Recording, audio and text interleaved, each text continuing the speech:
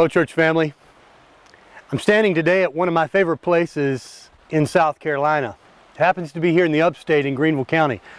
Maybe some of you will recognize this place. You've probably been here with your family. It's Campbell's Covered Bridge. Now, this is significant to me for a couple reasons.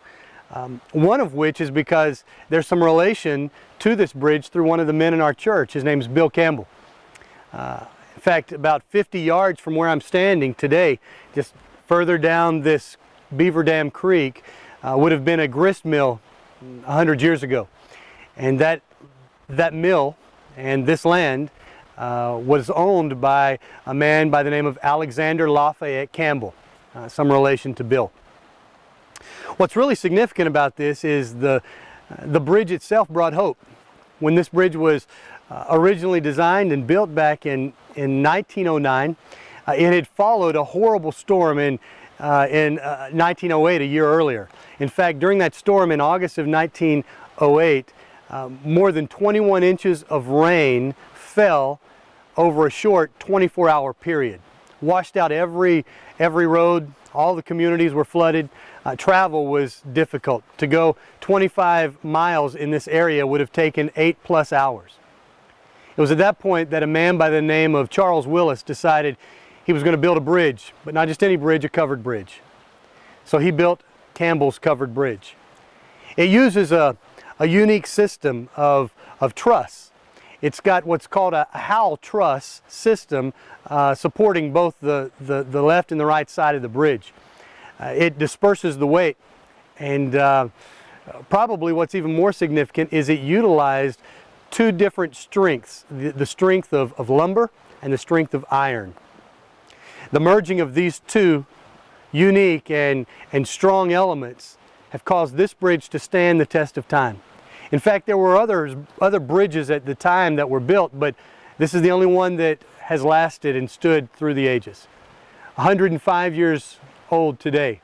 It's still beautiful, it still draws attention, it's still serving its purpose. It's for that reason that we're here today, because it reminds me a lot of our church. This past year we made some decisions, some key decisions that would forever alter our trajectory as a church. In fact, we merged two campuses, two church congregations together. Unanimously, in agreement, we came together, and the strengths of one were coupled with the strengths of the other. And today I believe we uniquely stand positioned to last a lifetime because we're fulfilling our purpose. We're drawing people to Christ, and I think we have the strength in our foundation to help us last a lifetime. I'll tell you more in a moment.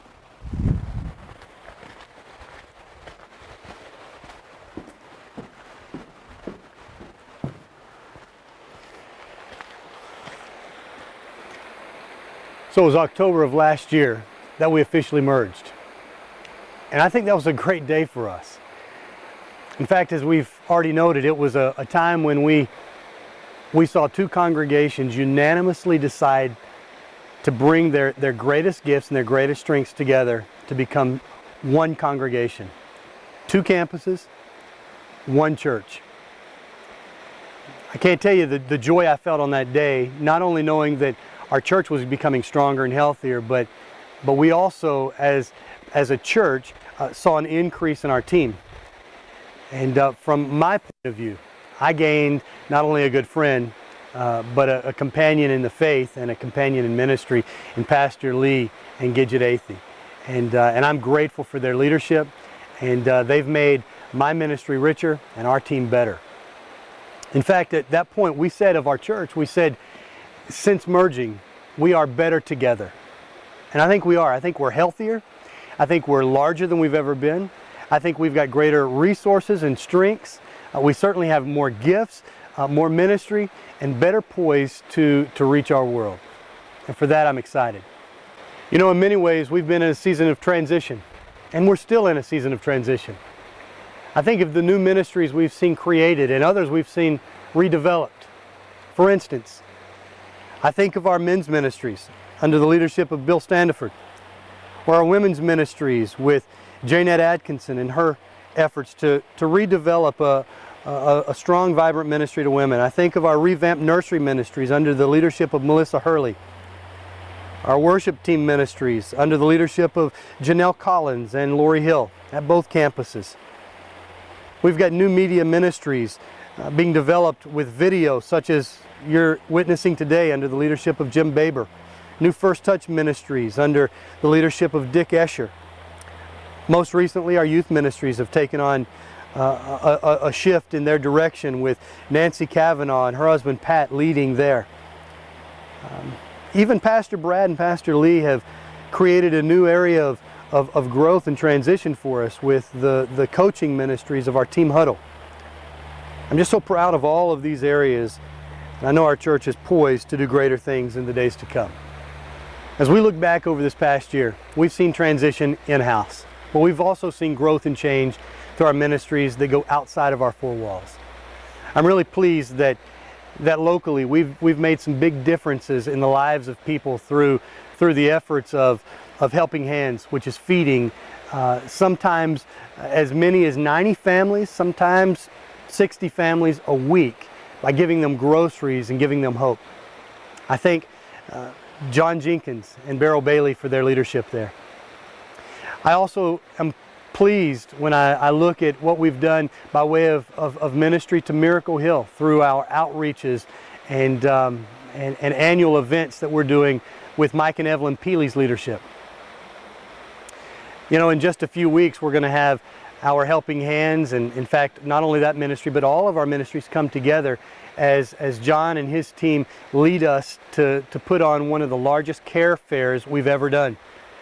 Last year we had over 500 families come and receive groceries, and it was a rainy day and not a good day, and yet we did a lot of ministry. This year we've got some incredible things planned, and I'm grateful because we're in transition, and it's not just change, it's change for the better.